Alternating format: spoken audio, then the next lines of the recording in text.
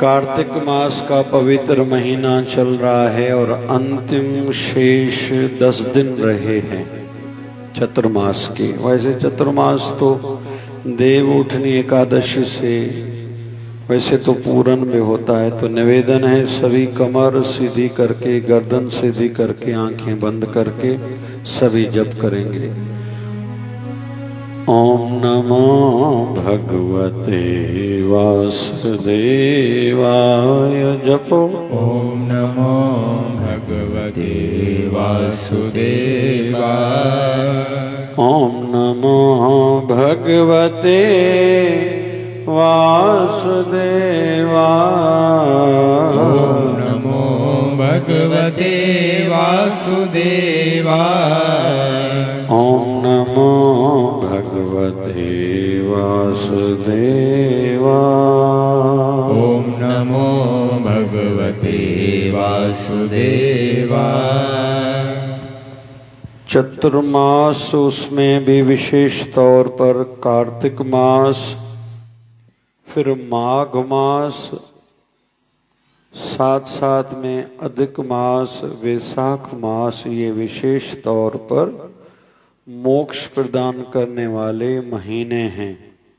इन्हीं मासों में जो जितना धर्म, कर्म, पाठ, पूजा, दान, स्नान ब्रह्म मुहूर्त में करेगा उसको उतना ज्यादा लाभ मिलेगा। तो निवेदन है सभी भाव से प्रेम से जप करेंगे।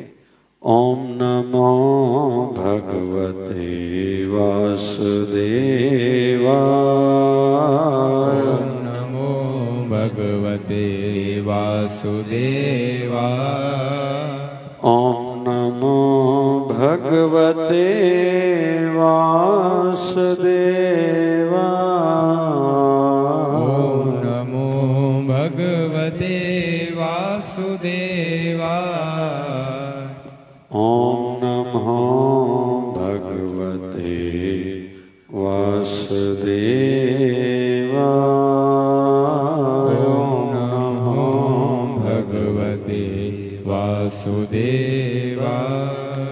सदैव ये याद रहे, नाम, दान, स्नान हर किसी को अपना ही काम आने वाला है। हर किसी को सवेरे जितना संभव जल्दी हो ब्रह्म मुहूर्त में उठ के स्नान करना चाहिए। विशेष तौर पर कार्तिक मास में तो स्नान का ब्रह्म मुहूर्त में विशेष एक फल माना गया है। साथ साथ में दीपदान करना, भूमि शयन करना, तुलसी की पूजा करना, तुलसी दल विशेष रूप में अपने गुरुदेव भगवान, अपने ठाकुर जी को अर्पित करना और पवित्र नदी में जब भी संभव हो स्नान करना, दीपदान करना, ब्रह्मचर्य का संभव हो तो पालन करना, सात्विक आहार करना, साधना, ध्यान, भजन करना, संभवतः मौन धारण करना। ये सब का फल संसारी सुख तो है ही है, दुख तो दूर होंगे ही होंगे। दूसरा फल, पहला सुख बढ़ेंगे, दूसरा दुख दूर होंगे, तीसरा लाभ होगा मनोकामनाएं पूर्ण होती हैं। लेकिन यह सब वस्तुएं जो भी हमने सुना ये शरीर से संबंध रखती हैं।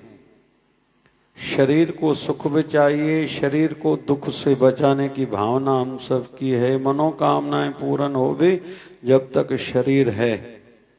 लेकिन इसके बाद का जो जीवन है, जो बाद की यात्रा है, जिसको मोक्ष की यात्रा हम लोग कहते हैं, उस मोक्ष की यात्रा के लिए भी, जिसके लिए आत्मिक उत्थान, आत्मिक उद्धार, आत्मिक कल्याण के लिए भी तो हम सबको खुद ही सोचना होगा और कोई थोड़ी करेगा। तो विशेष रूप में ये कार्तिक मास, माघ मास, अधिक मास, ये महीने जो मैंने पहले भी बताए, ये मोक्ष प्रदान करने वाले हैं। और निवेदन करूंगा, वैसे सूर्य नारायण की साल में, वर्ष में एक बार ढलते सूर्य की उपासना की जाती, अर्घ दिया जाता है, वो कल होगा। और किसी पवित्र नदी पर जाकर, और हमारे अमरावती में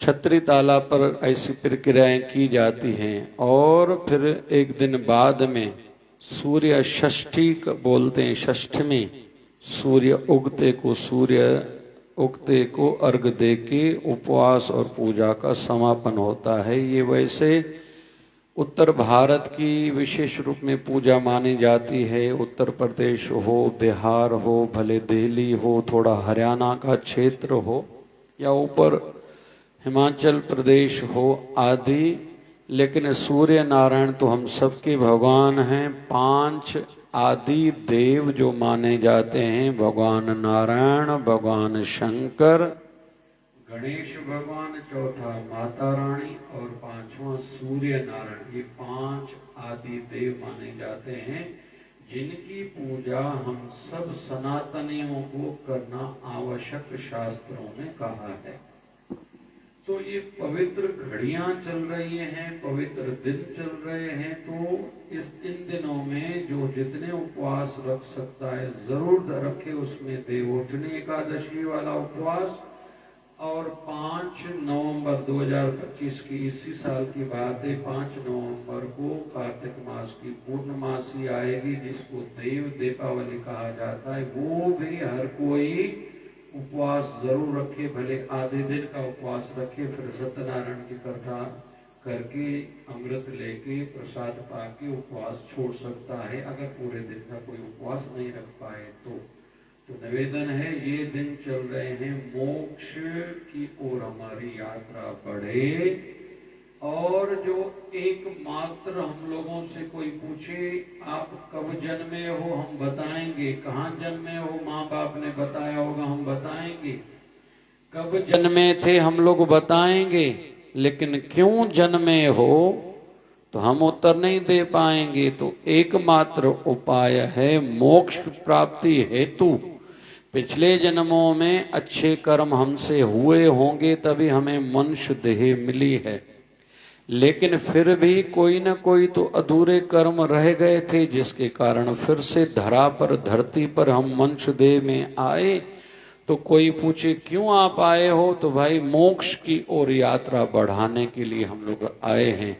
तो ये जो दिन चल रहे हैं, मोक्ष प्रदान वाले दिन चल रहे हैं, मोक्ष की प्राप्ति होती है, जीते जी दुखों से मुक्ति मिलती है। फिर उतार चढ़ाव में हमारा मन विचलित ना हो, इससे भी ऊपर उठना, इसको भी हम लोग मुक्ति मान सकते हैं। और जीते जी जैसे राजा परीक्षित को अमरता पद प्राप्त हुआ था, सुखदेव महाराज ने कहा, हमने अभी आपको कथा पूरी सुनाई, भागवत कथा, अभी आप कहो तो मैं बैठा रहूंगा। मैं जब तक बैठा रहूंगा, तक्षक नाग जो आपको श्राप मिला हुआ है, डसेगा, आपकी मृत्यु होगी, वो नहीं आ सकता। तो आप जैसे कहो। तो राजा परीक्षित ने कहा सुखदेव जी महाराज को कि आपकी कृपा से, आपकी कथा बताने के माध्यम से जो मैंने श्रवण भाव से करी, अभी शरीर में कोई आसक्ति मोह नहीं रहा। आप भले प्रस्थान कीजिए, मुझे वो प्राप्त हो चुका है जो प्राप्त करने के लिए मैंने कथा सुनी थी, या योगी जन जन्मों जन्मों में साधना करते हैं, तो वो प्राप्ति है मोक्ष की। तो ये महीने हैं मोक्ष प्रदान करने वाले महीने। तो निवेदन है, एक बार और भाव से जप करेंगे। ओम नमो भगवते वासुदेवाय। जपो। ओम नमो भगवते वासुदेवाय। ओम नमो भगवते वासुदेवाय। ओम नमो भगवते वासुदेवाय। अगर कोई पूछे कि महाराज जी हम में और देवताओं में क्या अंतर है, यह मुख्य अंतर है, हम मोक्ष प्राप्त कर सकते हैं, देवताओं को अभी मोक्ष की प्राप्ति नहीं मिल सकती, उनको फिर से मनुष्य बनना पड़ेगा। इस धरती का नियम जितने भी हैं निभाने पड़ेंगे, धर्म कर्म पाठ पूजा दान व्रत ये सब करना पड़ेगा, फिर उनको मुक्ति मिलेगी। तो भगवान की दया से हमें मनुष्य देह मिली है, तो इसको सार्थक करें और मोक्ष की ओर हम लोग आगे बढ़ें, ना के नीचे गिरें कि मनुष्य देह के बाद फिर से कुत्ते की गधे की सूअर की योनि में जाएं। तो निवेदन है करना यही है, कमर सीधी करके आंखें बंद करके अपने गुरु मंत्र का जप करें। और कार्तिक मास चल रहा है तो भगवान नारायण के मंत्र का हम लोग खुले रूप में जप कर रहे हैं, क्योंकि गुरु मंत्र बाहर नहीं बोला जाता। ओम नमो भगवते वासुदेवाय। ओम नमो भगवते वासुदेवाय। ओम नमो भगवते वासुदेवाय। ओम नमो भगवते वासुदेवाय। बोलिए सत्य सनातन धर्म की जय। बोलिए लक्ष्मी नारायण भगवान की जय। गौरी शंकर भगवान की जय। सीताराम भगवान की जय। राधे श्याम भगवान की जय। आयो लाल ताड़ी बजाए सधे लाल। बोलिए सदगुरु बाबा रूप भजन साहिब की जय। जगत गुरु बाबा श्री चंद्र भगवान की जय। सदगुरु शहंशाह बाबा शिव भजन भगवान की जय। जय जय शिवधारा जय शिवधारा जय जय शिवधारा जय शिवधारा। चाहो दया में दाता अपने रंग में रंग दो। चाहो दया में दाता चाहो जब दया में दाता अपने रंग में रंग दो। मांगो और कुछ ना मांगो और कुछ ना। हृदय में प्रेम भर दो। मांगो और कुछ ना मांगो और कुछ ना। हृदय में प्रेम भर दो। चाहो दया में दाता।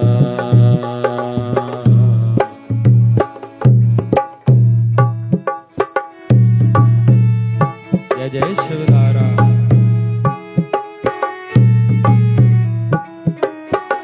दुख दर्द सब काले खुशियाँ में सब में बांटो। दुख दर्द सब काले खुशियाँ में सब में बांटो। दुख दर्द सब काले खुशियाँ में सब में बांटो। दुख दर्द सब काले खुशियाँ में सब में बांटो। तन मन और धन सारा, तन मन और धन सारा, अपनी सेवा में लगा दो तन मन और धन सारा, तन मन और धन सारा, अपनी सेवा में लगा दो, चाहो दया में दाता।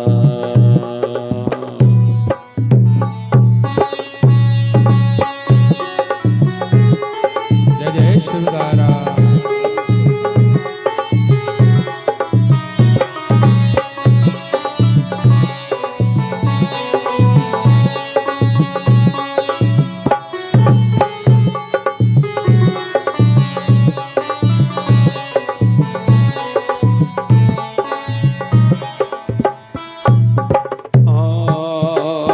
रोते को मैं हंसाऊं, गिरते को मैं उठाऊं, रोते को मैं हंसाऊं, गिरते को मैं उठाऊं। बहुत बढ़िया एक प्रार्थना हम लोग गा रहे हैं। ये अपनी शिवधारा की प्रार्थना है। मैं जो भी कविता लिखता हूँ, डेट लिखता हूँ, तो ये कविता 26/6 मतलब जून 2006 की है। मैं चिंतन करता हूँ, आज 19 साल पुरानी लिखी हुई ये प्रार्थना है अपनी शिवधारा की, लेकिन आज भी उतना ही सटीक बैठती है हम सबकी विचारधारा से। तो इस प्रार्थना में एक शिष्य की प्रार्थना कैसी होनी चाहिए, ये हम लोग सीख रहे हैं। एक बात। दूसरी बात, हम सबकी सोच कैसी होनी चाहिए, इस प्रार्थना के माध्यम से हम लोग सीख रहे हैं। जब तक जिसको गुरु नहीं मिले, संत नहीं मिले, कुछ भी करते हो वो जाने, उनका काम जाने।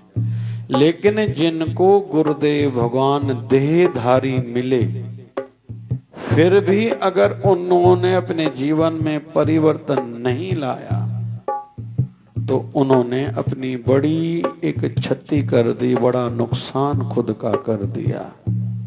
वो चाहते तो बहुत कुछ प्राप्त कर सकते थे। भगवान श्री कृष्ण के जीवन को हम लोग देखें, 5 साल केवल वृंदावन में रहे हैं। लगभग 10.5 साल की आयु में उन्होंने कंस का उद्धार किया। फिर मानव देह की भी मर्यादाओं को ध्यान में रखा। पिताजी ने उनको सांदीपनि गुरु के आश्रम में विद्या ग्रहण करने के लिए भेजा था। रहे समय कम थे वहां, लेकिन पूरी की पूरी 14 विद्याएं कहें या 64 विद्याएं कहें, उन्होंने प्राप्त की वहां से। फिर 89 इयर्स मतलब लगभग 90 साल की आयु से 4 महीने कम, भगवान का शरीर जब इतना हो गया बड़ा, फिर गीता का ज्ञान अर्जुन को दिया था। महाभारत की युद्ध जब प्रारंभ होने वाली थी। कुल मिला के निवेदन पहला तो ये कि अवतारी पुरुष भी मर्यादाओं का ध्यान रखते हैं। हम इनसे कभी भी अछूते नहीं हो सकते। बहुत लोग कहते हैं हमें सोमवार मंगलवार से कोई फर्क नहीं पड़ता, हम नॉनवेज खाएंगे, तंबाकू खाएंगे, शराब पिएंगे, जुआ खेलेंगे। कुछ लोग फिर अपने धर्म स्थलों के लिए भावना नहीं रखते। हमने तो देखा है, और विशेष रूप में कहते हैं जिस भी नगर में कोई तीर्थ स्थान है, कोई संत साधु रहता है, लगभग नगर वाले लाभ नहीं उठाते। फिर मनुष्य देह केवल सोने, खाने पीने या बच्चों को जन्म देने के लिए नहीं मिली। बहुत कम लोगों को ये बात ध्यान में आती है। लगभग ये ध्यान में आते आते आयु गुजर जाती है। फिर जब होश आता है, फिर जोश निकल जाता है, शरीर क्षीण हो जाता है। परिस्थितियां विपरीत हैं, परिवार की परिस्थितियां खराब हो चुकी, हालात अच्छे नहीं हैं, तालमेल नहीं है, घर में एकता नहीं है, कोई किसी का मुंह देखना नहीं पसंद कर रहा, एक घर का व्यक्ति दूसरे घर के व्यक्ति का। फिर घुटनों का दर्द, आंखों की तकलीफ, मधुमेह की बीमारी, घुटनों की तकलीफ, हार्ट की तकलीफ, ब्लड प्रेशर की तकलीफ, तो ये सब रुकावटें हो जाती हैं। उस समय होश आता है। फिर मन चंचल ज्यादा हो चुका होता है। उस समय इंसान चाह करके भी मन को एकाकार नहीं कर सकता, उनका तो ध्यान लगता ही नहीं और उनसे भजन होता ही नहीं। इसलिए कहा जाता है जब आपके शरीर में जोश हो तभी होश से काम करो। अपनी एनर्जी, अपनी शक्ति को ठीक दिशा दो भैया, सदुपयोग करो। मनुष्य देह का आपकी स्वास्थ्य, हेल्थ ठीक है तो उसकी कदर करो। इसका मतलब नहीं कुछ भी खाओ। जिनका भी पेट बाहर बढ़ा हुआ है, ये अच्छा संकेत उनके लिए नहीं है। हमारी मेडिकल साइंस में मेजर रिस्क फैक्टर और माइनर रिस्क फैक्टर कहे जाते हैं। रिस्क फैक्टर मतलब इनको अभी ज्यादा चांसेस हैं, संभावना है कोई बीमारी होने की। उसमें मोटापा हो, मधुमेह हो, डायबिटीज हो, ब्लड प्रेशर हो, हार्ट की बीमारी हो, फिर वंशवाद हो, या कोई कोलेस्ट्रॉल जिनका बढ़ा हुआ है, ज्यादा तेल उनका जीवन में उपयोग में आ रहा है, ज्यादा तेल खाते हैं, नमक खाते हैं, चिंता ज्यादा करते हैं, और भी कई कारण है। कुछ दवाइयां ऐसी रहती हैं जिसके कारण हार्ट अटैक और लकवे की संभावना बहुत है। तो कुल मिला के जिनकी स्वास्थ्य, हेल्थ ठीक है, वो उनका कदर करें। इसका मतलब नहीं फ्री में है तो कुछ भी खाओ। समय रहते जिन्होंने खुद को नहीं संभाला उनको पछताना ही पड़ेगा। तो हम लोग इस प्रार्थना के माध्यम से सीख रहे हैं कि हमारी वृत्ति कैसी होनी चाहिए। मैंने इस बीच में एक बात कही, हम में और देवताओं में क्या अंतर है। इस देही को सिमरे देव, सा देही भज हर की सेव। देवता भी तरसते हैं हमारे जीवन में, वो समय कब आएगा मैं फिर से मनुष्य देह मिले, क्योंकि ये मनुष्य देह भोग योनि भी है, कर्म योनि भी है। भोग मतलब हमारा जहां जन्म हुआ, जो जीवन साथी मिला, जितनी संतान मिली, जैसे माँ बाप मिले, परिस्थितियां, पैसा, घर के सुख समृद्धि कितनी मिली, ये भोग योनि हमें भोगना ही पड़ेगा। कर्म योनि यानी हम बदलने में भी सक्षम समर्थ हैं। हम चाहे खुद भी बदल सकते हैं, हमारे हाथ में है। हम अपने दुख को कम करने में सक्षम समर्थ हैं। जो ज्यादा पुण्य कर्म करेगा, उपवास रखेगा, आशीर्वादें प्राप्त करेगा, जीव जंतुओं की आशीर्वादें, दीन दुखियों की आशीर्वादें, घर के बुजुर्गों की आशीर्वादें, जो किसी पीड़ा से गुजर रहे हैं उनका साथ सहयोग करके उनकी आशीर्वादें, और सबसे ज्यादा अपने गुरुदेव जनों की, संत जनों की जो आशीर्वाद प्राप्त करते हैं, उनके आने वाले दुख सूले में कांटा हो सकता है। हम मनुष्य इसमें सक्षम समर्थ हैं, देवतागण नहीं हैं। देवता भी एक योनि है, उनको फिक्स मिला है, 1000 साल तक उनको देवता बन के स्वर्ग में रहना पड़ेगा। सुख तो है, जैसे हम में से किसी को कमरे में कोई बंद कर दे, ताला लगा दे, भले एसी चले, भले अंदर टीवी भी लगी हुई हो, भली रेफ्रिजरेटर भी हो, सब सुख हो, तो काम की क्या बात है। जो भी अंदर घर में अगर कमरे में बंद किया जाए, सुख सुविधाएं हों, लेकिन एक फिक्स है, आपको कमरे में ही रहना पड़ेगा। तो किस काम का जीवन? भले कोई रोड पर घूम रहा हो, रास्ते में उसको सोना पड़े, मांग के खाना पड़े, कभी तो भी कहीं तो भी कमरे में से जो व्यक्ति रहे उससे जीवन अच्छा तो उसका है जो रोड पर घूम रहा है। तो देवताओं का भी कोई जो जन्म है, योनि है, जूणा कोई विशेष नहीं है। एक समय तक उनको पीरियड मिला है, क्योंकि यहाँ मनुष्य जब बने थे ज्यादा पुण्य कर्म किए थे। थोड़ा ध्यान से सुनना, कुछ लोग पुण्य कर्म में रुचि रखते हैं, मैं अनाज दान करूं, जल दान करूं, वस्त्र दान करूं, केवल ये करते हैं। जैसे सामाजिक कई संस्थाएं, सोशल जो भी संस्थाएं सेवा कार्य करते हैं, इनको आने वाले जन्मों में सुख सुविधाएं मिलेंगी, मोक्ष नहीं मिलेगा। मोक्ष तो मिलेगा गुरु धारण करने से, फिर गुरु के दिए हुए मंत्र के जप करने से और गुरु वचनों के अनुसार जीवन जीने से। ये याद रखें, बहुत सी बड़ी बड़ी संस्थाओं ये कर रहे हैं, ये कर, उनको मोक्ष नहीं मिलने वाला जल्दी। ये याद रखें, हम में और उनमें ये फर्क है। तो इसलिए निवेदन है, पहले तो खुद का कदर करें। हमें मनुष्य देह मिली है, अभी ठीक है, घुटने सलामत हैं, हम लोग आसन में बैठ पा रहे हैं, तो इसका सदुपयोग करें। कमर सीधी करके हम लोग बैठ सकते हैं, इसका सदुपयोग करें। गर्दन सीधी करके बैठ सकते हैं, इसका सदुपयोग करें। पैदल चल सकते हैं हम लोग, थोड़ी बहुत इधर उधर यात्रा के लिए जा सकते हैं, तीर्थों के लिए, गुरु दरबार में तो जरूर जाना चाहिए। पता नहीं ये चीजें कब धोखा दे जाएं, इसका जरूर ध्यान करे। साईं चांडूराम साहिबन जो हॉस्पिटल वारा भी वीडियो के अथव वायरल थियल मां ॿुधो आहे, ॾिठा ॾाढा आहिनि, पर जरूर ॾिसो। मतलब महापुरुषनि खे बि जीवन जे हिकिड़े पड़ाव खां पोइ क़दुरु थींदो आहे, ऐं उहे असां लाइ शिक्षाऊं नी, उहे मुक्त पुरुष नी, उहे मुक्त पुरुष नी, उन्हनि जी ॻाल्हि कोन्हे, पर इहो असांजे लाइ शिक्षा आहे।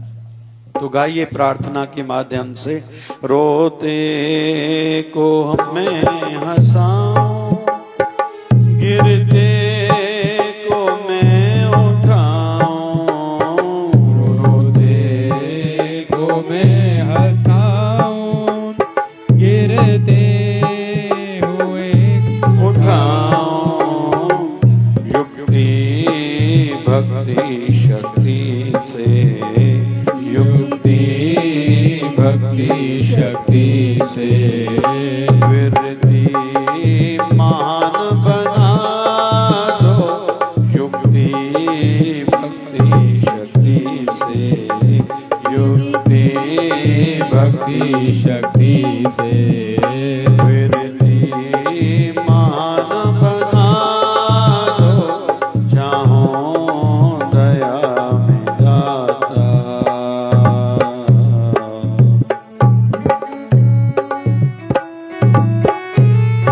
जय शिवदारा।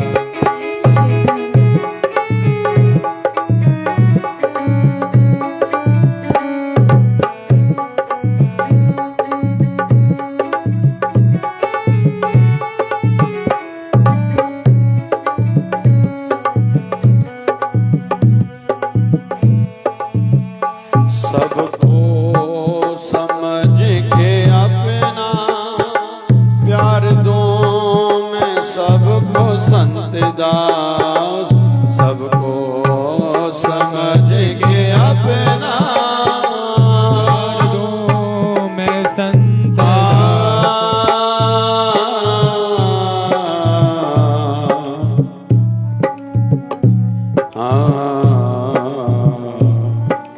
ना को बैरी ना है बेगाना, सगल संग हमको बन आए, जब ते साध संगत मोहे पाई, जब ते साध संगत मोहे पाई, सबको समझ के अपना प्यार दो, मैं सबको संत दास, सबको समझ के अपना प्यार दो,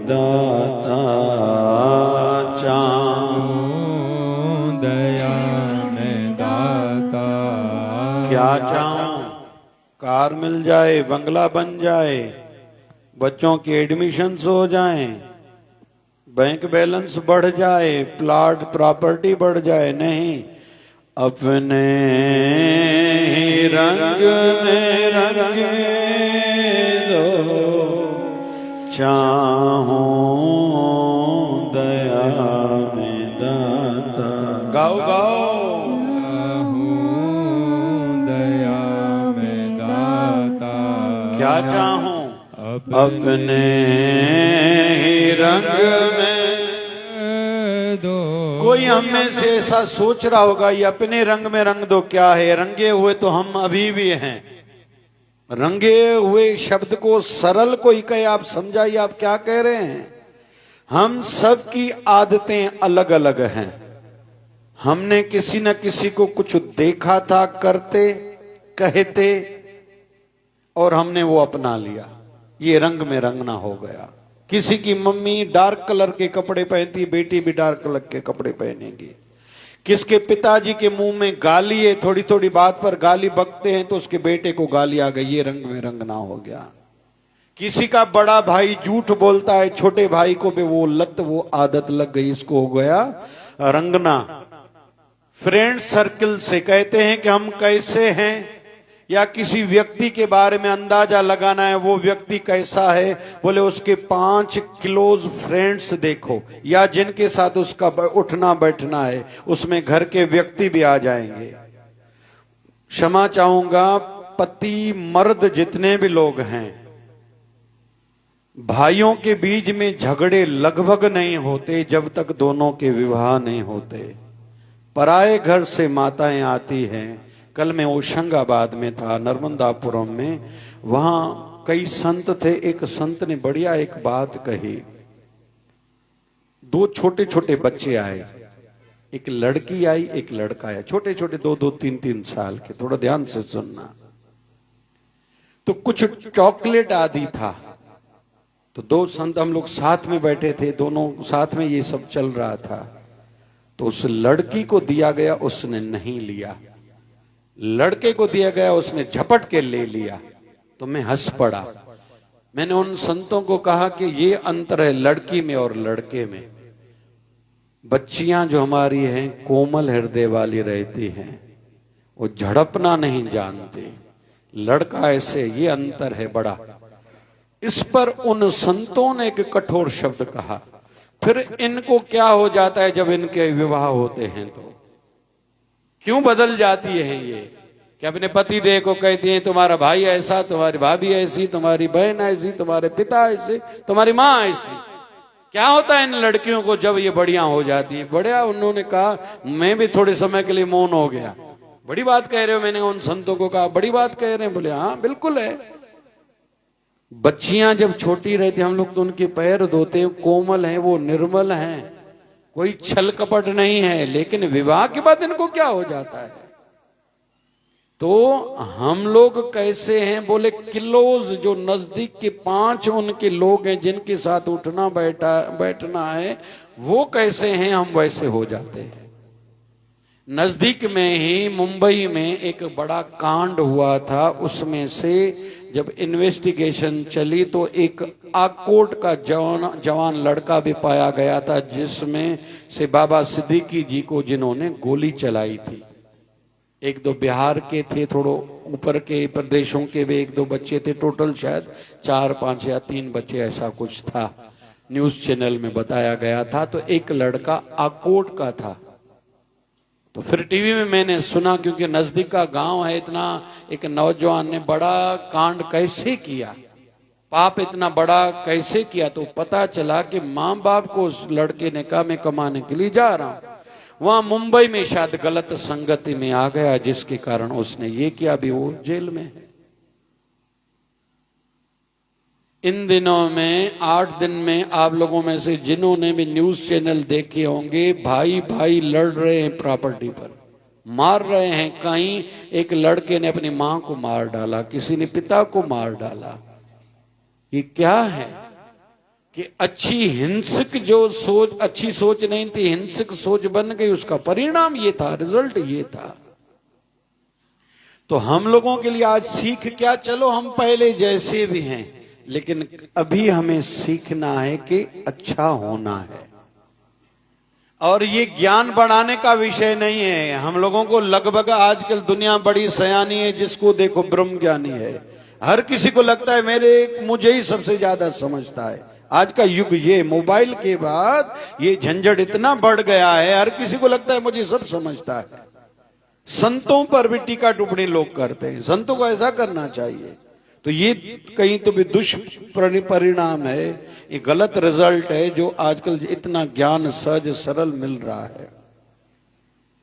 वो कहते हैं ना कि एक साधु, एक लड़की थी, ग्वालिन थी, बड़ी आयु की थी, विवाहित थी, एक गांव से दूसरे गांव में दूध बेचने के लिए जाती थी।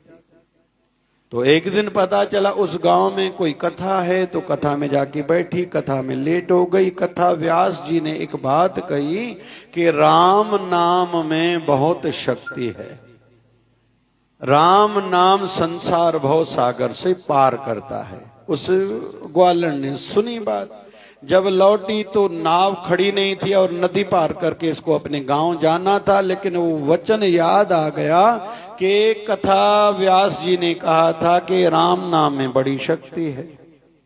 तो उन्होंने कहा इस शक्ति को आजमाऊं, क्योंकि घर तो जरूर जाना है और नाव है नहीं। तो राम राम कहते हुए जैसे नदी में पांव रखा तो ऊपर, नदी के ऊपर पांव उसका आगे बढ़ने लगा, डूबी नहीं। तो विश्वास से राम राम जपते जपते नदी पार कर ली और ऐसे रोज करने लगी। बोले अच्छा हुआ एक दिन की कथा में गई, अभी रोज के आने जाने के पैसे बच रहे हैं।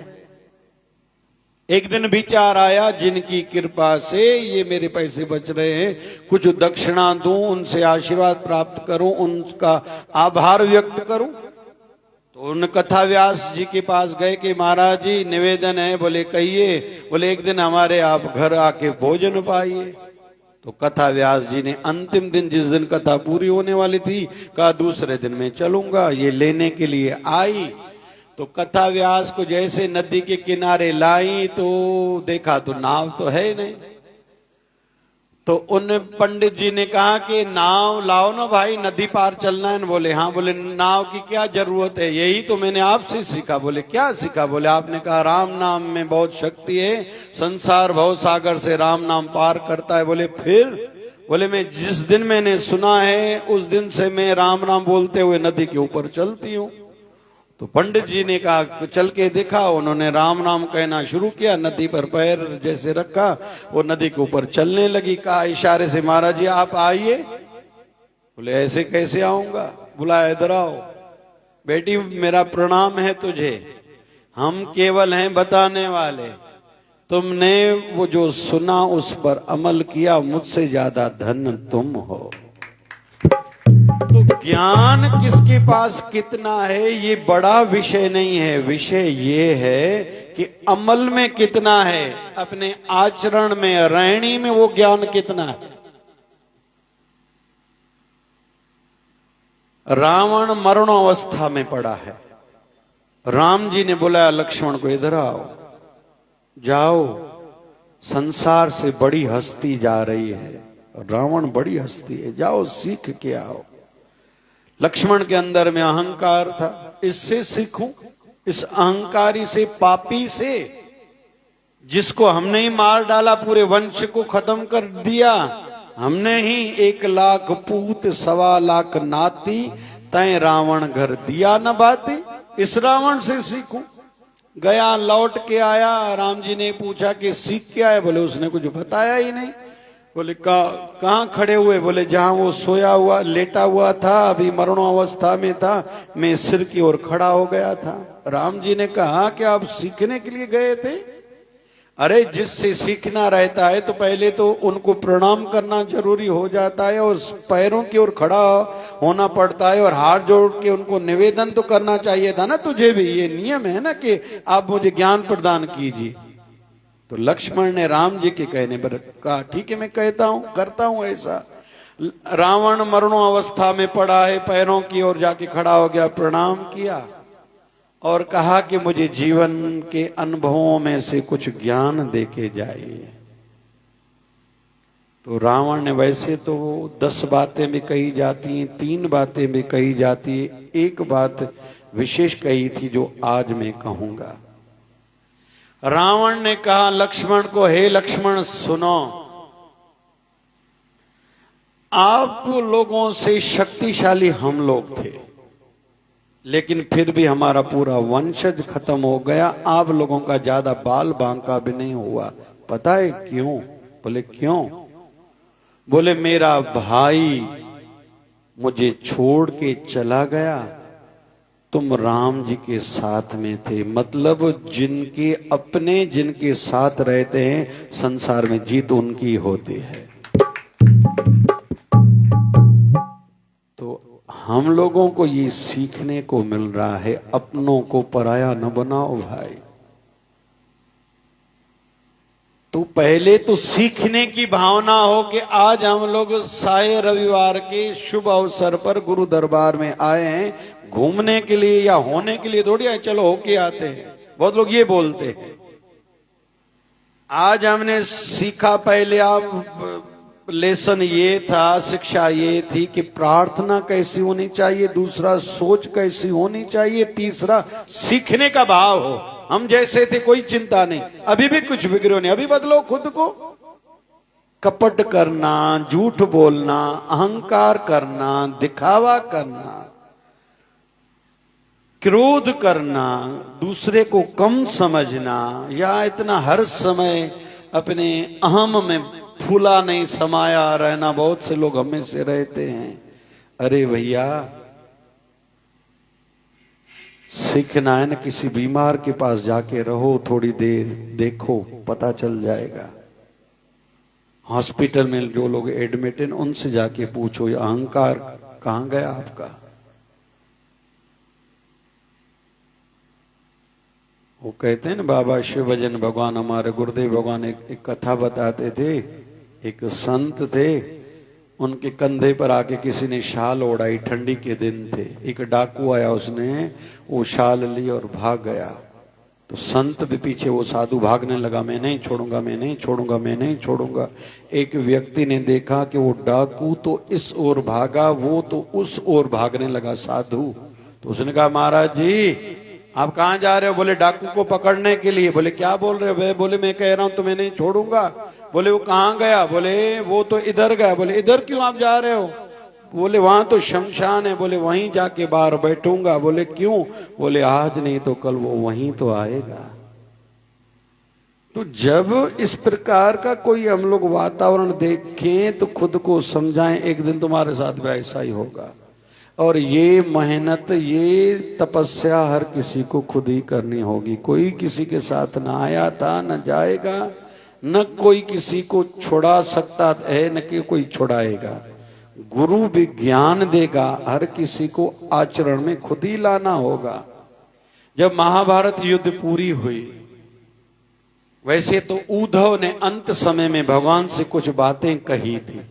भगवान कृष्ण ने जब शरीर त्यागा था, त्याग रहे थे, तो उद्धव ने कुछ प्रश्न पूछे थे। उनमें से एक प्रश्न ये था कि भगवान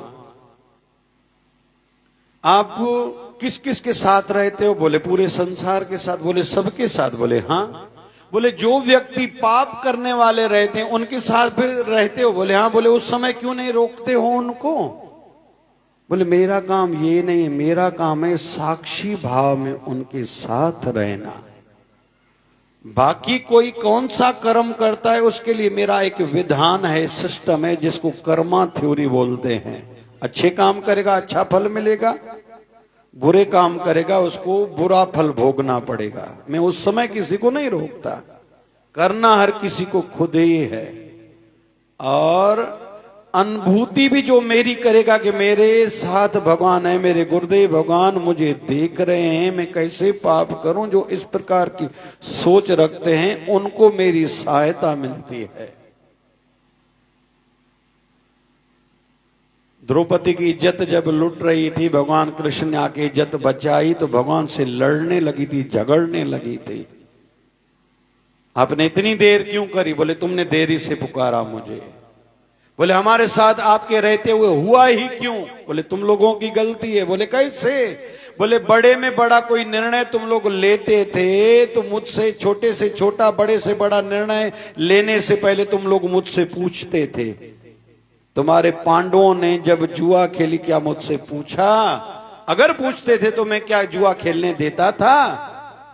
इसलिए मुझे दोषी न बनाओ, दोषी न समझो। अपने अंदर झांक के देखो, अंदर की कोई कमजोरी के ही परिणाम में ये सब हो रहा है। तो निवेदन है मेरा कि हम जैसे थे अगर कोई चिंता नहीं, लेकिन अभी तो पहले तो माइंड में हो तो ज़हन में खुद को सिखाऊं, समझाऊं, ऊपर उठाऊं, सीखने की भावना तो हो ना। लगभग हम सब के अंदर में खुद को बदलने की भावनाएं नहीं, संसार में बदलेंगे। पहिरियों भाई असां हेड़ा कपड़ा पाईदासीं, हाणे नवा लेटेस्ट हेड़ा कपड़ा पाईदा हूं। भेनरूं कपड़ा वठण वेंदियूं, माताएं कपड़े लेने के लिए जाएंगी, पहला प्रश्न करती नई डिजाइन कौन सी है, पैटर्न कौन सा आया है। वहां अपडेटिंग चलती है, अपग्रेडिंग चलती है। मोबाइल लेने के लिए जाएंगे तो वहां उनसे पूछेंगे कौन सी नई मोबाइल आई है, टू व्हीलर अभी नई कौन सी आई है। वहां अपडेटिंग, अपग्रेडिंग करने के लिए तैयार है, खुद को बदलने के लिए, नई चीज लाने के लिए, खुद को सिखाने समझाने के लिए तैयार है। लेकिन जब आत्म विश्लेषण आता है कि चलो बचपन में चिड़चिड़ाहटपन था, झूठ बोलना था, चोरी करना था, गुस्सा करना था, पराई निंदा करने का स्वभाव था, अभी तो बदलो और खुद के जीवन के अंत तक उन बातों को तो छोड़ो भाई। और मैंने कुछ दिन पहले कहा था, इसी हफ्ते में ही कहा था शायद, कि संतगण सिखाते हैं कि आयु बढ़ने के साथ कैसे व्यक्ति और वस्तु से मोह हटाना चाहिए, धीरे धीरे अपने शरीर से भी मोह निकालना चाहिए कि जैसे प्राण सुखद निकले। लेकिन हम लोग खुद को जांच के देखें, हमारे जीवन में इस प्रकार की सोच है सही? अॼुकल्ह सत्संग में ये गालियों तो ॿुधो ही न था। हर कहीं के शायद ही लग दो हम लोग अजर अमर हो गए, सदा के लिए शायद रहने के लिए यहाँ आए हैं। अभी आजकल सत्संगों से भी ये विषय निकलते जा रहे हैं। अरे मरना तो है ना भाई, तुम ही मरोगे ना, तुम्हारी जगह पर दूसरा कोई मरेगा? कर्म तो तुम्हारे अपने ही तुम्हें साथ चलने वाले हैं, सुख या दुख के रूप में, नरक या सुर के रूप में, या 84 लाख योनियां या मोक्ष के रूप में। फल तो तुम्हें भुगतना पड़ेगा भाई। बड़ी आयु वाले ध्यान रखो भैया खुद का। उपवास रखो, भूख बर्दाश्त नहीं होती 2 टाइम भोजन खाओ, बाकी उपवास रखो, आंखों का उपवास रखो, जीभ का उपवास रखो, जप करो, खूब खूब जप करो। ये आप कर सकते हो, नहीं कर रहे हो, ये आपके मन का आलस्य और मन का पाप ही परिणाम है। तो इसलिए निवेदन है, आज का ये अंतिम कार्तिक मास का हम भाई इसको बहुत विशेष समझते हैं। चतुर्मास को मैं बहुत विशेष समझता हूं, माघ मास को, अधिक मास को, वैशाख मास को, जैसे संतों शास्त्रों ने सिखाया है। ये सामान्य महीने नहीं हैं। लोगों को ऐसे लगता है कि छुट्टियां हुई हैं घूमने के लिए चलो। अरे छुट्टियां का दिन था ना ये, दीपावली के दिन जाके गुरु दरबार में किसी शिवालय देवालय में जाके सेवा करूं, ये भाव लगभग दिखाई नहीं देता। मुझे तो कहीं कहीं पीड़ा भी होती है, जो पुराने सत्संगी हैं अभी तक वो वहीं के वहीं हैं, दिनों ब दिनों पीछे होते जा रहे हैं, उनका कदम आगे नहीं बढ़ रहा। अरे मोक्ष के लिए सोचो भाई। धर्म लाए जब लेखा मांगे, क्या मुख लेकर जाएगा। और हमारे आश्रम की ब्यूटी के लिए कोई कहे कि कुछ बताइए विशेष, हमारे यहाँ कुछ लोग ऐसे भी हैं कि पूरा दिन करते रहते हैं, और हर कोई जो भी कर रहा है खुद के लिए कर रहा है। तो गाइए, आइए आज जो सत्संग सुना, भाव कहाँ से प्रारंभ हुआ था? चाहो दया में दाता, चाहो दया में दाता, अपने ही रंग में रंग दो, चाहो दया में दाता, अपने ही रंग में रंग दो, मांगो और कुछ कुछ ना मांगो और कुछ ना मांगो और कुछ ना, हृदय में प्रेम भर दो, मांगो और कुछ ना, हृदय में प्रेम भर दो। हाँ, मैं निवेदन करूंगा इन दिनों में जप बढ़ाओ, सवेरे उठो, जप करो, फिर सो जाओ, जागरण करो, दिन को सो जाओ भले, जागरण का भी बड़ा फल है। दीप दान जरूर करो, तुलसी पूजन करो, तुलसी अगरबत्ती जलाओ, तिल के तेल का दीप जलाओ, अपना आपका ही फायदा है भैया। इन दिनों में कफ प्रदान वाली चीजें कम खाओ, फ्रिज की चीज कोई नहीं खाओ, ठंडी चीज नहीं, खुद भी नहीं, बच्चों को भी बचाओ। जितना जितना संभव हो थोड़ा अदरक चाय में डाल के पियो। बड़ी आयु वाले, छोटी आयु वालों को भी कफ होता है बार बार, या हल्दी रात में दूध में, या अदरक सवेरे चाय में थोड़ी सौंफ डाल के, तुलसी के पत्ते 4 डाल के चाय बनाओ, बढ़िया हो जाएगी। खुद का ध्यान रखो भाई। जितना संभव हो रात को सुकून भरी नींद आए, थोड़ा सत्संग सुनो, थोड़ा भजन करके प्रार्थना करके सो, सवेरे उठो, जैसे फ्रेशनेस महसूस होनी चाहिए। कल वाली बात को ज्यादा खींचो नहीं, इसने ऐसा किया था, इसने ऐसा कहा था। मैं बिगड़ी हुई परिस्थितियों को कैसे ठीक करूं, जेकरें सब कुछ बिगड़ी व्यवहार तो मां की ठाया, ये हर किसी को खुद ही ध्यान देना होगा। आध्यात्मिक दृष्टि से स्वार्थी बने, जैसे हेल्थ के लिए भी स्वार्थी बने। कोई कुछ भी खिलाए, खाना थोड़ी चाहिए भाई।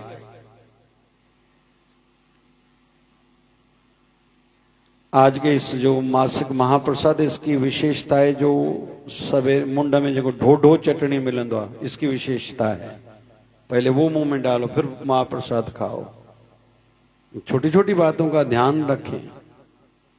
सरसों का तेल लगाया करो स्नान से 1 घंटा पहले या रात को लगाओ, तो जो शरीर में पीड़ा दर्द है ये कम हो जाएगा। मैं निवेदन करूंगा रामवटी बड़ी आयु वाले सभी लो, 3 गोलियां सवेरे खाली पेट लो। मैं खुद लेता हूं, जैसे लकवा, सर्दी, खांसी, हार्ट अटैक से रक्षा हो।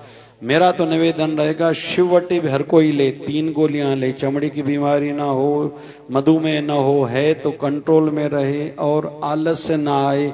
छोटी छोटी बीमारियों से खुद को बचाएं। दिन में कम से कम बार खाएं। खाना खाने के 1 घंटे के बाद पानी पिएं। आधा घंटा पैदल चलने की, प्राणायाम करने की आदत, व्यायाम एक्सरसाइज की आदत, टोटल कुछ न कुछ करते रहें। ध्यान बढ़ाएं, भजन बढ़ाएं, समर्पण बढ़ाएं। आसक्ति से कैसे खुद को मैं बचाऊं इसका चिंतन करें, नहीं तो सत्संग ज्यादा सुने। मोह आयु बढ़ने के साथ कम होता जाए, यहां तक कि शरीर से भी मोह जितना कम होगा उतने प्राण सुखद निकलेंगे। ये भी हम सबको खुद ही करना होगा। बाबा शिव भजन भगवान सबके ऊपर कृपा करें। जो जो बाबा के दरबार में आए हैं सबका आनंद। बोले सदगुरु स्वामी शिव भजन जी महाराज की, बोले शिवधारा वारे साहिब की जय जय शिवधारा। मैं चला गुरु के द्वार, दुनिया में क्या रखा है। आया शिवधारा दरबार, मेरा गुरु बैठा है। मैं चला मैं चला गुरु के द्वार, दुनिया में क्या रखा है। आया शिवधारा दरबार, मेरा गुरु बैठा है। आया शिवधारा दरबार, मेरा गुरु बैठा है। स्वार्थ का संसार है सारा, दुख के समय करता है किनारा। स्वार्थ का संसार अपने लिए गाओ। दुख की करता है किनारा। मैं तो करूं मैं तो करूं निर्मल प्यार, दुनिया में क्या रखा है। आया शिवदारा दरबार, मेरा गुरु बैठा। मैं तो करूं मैं तो करूं निर्मल प्यार, दुनिया में क्या रखा है।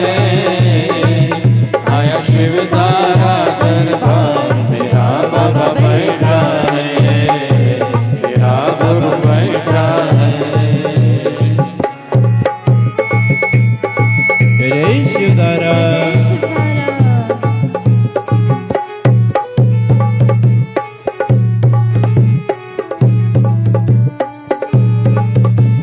जिनके लिए सब कुछ है करते, उनको हम तो लगते न अच्छे। जिनके लिए सब कुछ है करते, उनको हम तो न लगते हैं अच्छे। उनको हम तो न लगते हैं अच्छे। कर जीवन का सुधार, दुनिया में क्या रखा है। आया शिवदारा दरबार, मेरा बाबा बैठा है। कर जीवन का सुधार, हाँ जी हाँ जी हाँ जी। कर जीवन का सुधार, दुनिया में क्या रखा है। आया शिवदारा दरबार, मेरा बाबा बैठा है। आया शिवदारा दरबार, मेरा गुरु बैठा है। जय शिवदारा। बाबा शिव साहिब की जय। संत दास लो शरण गुरु की, चर्चा छोड़ो अब व्यर्थ की। ओ संत दास लो शरण गुरु की, चर्चा छोड़ो अब व्यर्थ की। चर्चा छोड़ो अब व्यर्थ की। करे भवसागर से पार, दुनिया में क्या रखा है। आया शिवदारा दरबार, मेरा गुरु बैठा है। करे भवसागर से पार, मेरा गुरु बैठा है। आया शिवदारा दरबार, मेरा बाबा बैठा है। मैं तो चला मैं तो चला। डियारी तो जुणका तो मिठाई ना आयो है के छड़ो असाई दींदा हूं बिना लाणो ही ना है, कोई दींदो ही ना है मोट। ई जो वेठा ई लगे बिना मोट वाला वेठा, बस असां ॾियण ई लाइ संसार में आया हूं। सजी उम्र ॾिनो ई आहे, हिन सां बि निभायोसीं, हुन सां असां सां कंहिं न निभायो। वॾो ज़ुल्म थियो आहे असां सां। मांखे साईं भाइरनि बि दोखो ॾिनो, मांखे त ॾेराणनि बि पूरो नचूड़ियो, नणान में रत पी हुई। मैं तो चला मैं तो चला गुरु के द्वार, दुनिया में क्या रखा है। आया शिवदारा दरबार, मेरा बाबा बैठा है। मैं तो चला मैं तो चला गुरु